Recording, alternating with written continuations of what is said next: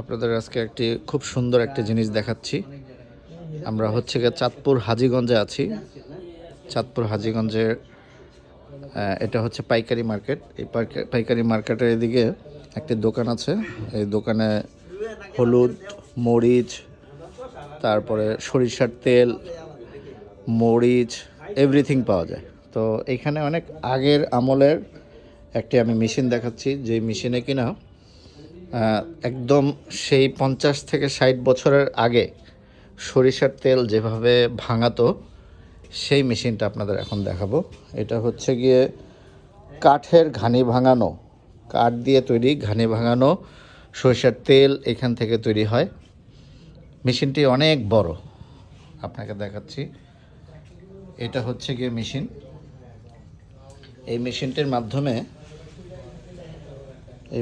মাধ্যমে এই সরিষার তেলগুলো ভাঙানো হয়। এই এক একটা চাকতিতে প্রায় 10 থেকে 15 কেজি আপনার সরিষা ধরে। এই সরিষাগুলো এই কাঠের যে ভিতরে আপনার গাছ আছে, এই চাকতির মাধ্যমে, গাছের মাধ্যমে এই সরিষার তেলগুলো উৎপন্ন হয়।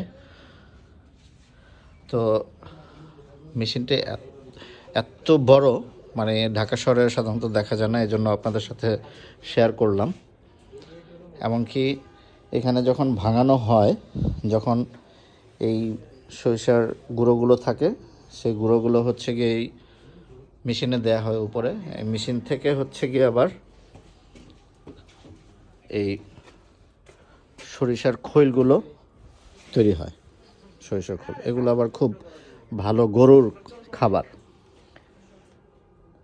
এগুলোর কেজি হচ্ছে 50 টাকা কেজি, এবং যেটা সরিষার তেল, সেই সরিষার তেল হচ্ছে গিয়ে 210 টাকা কেজি, না 210 টাকা।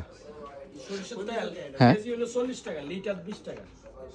লিটার 220। হ্যাঁ, সরিষার তেল হচ্ছে গিয়ে 220 টাকা লিটার।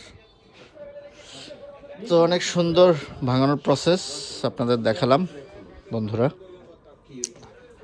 আজকে এই পর্যন্ত, ধন্যবাদ। আরও নতুন কিছু পাওয়ার আশায় আমার চ্যানেলে সাবস্ক্রাইব করবেন, like, comment, share and subscribe করবেন। আশা করি ইনশাল্লাহ সামনে আরও অনেক কিছু দেখাবো। ধন্যবাদ।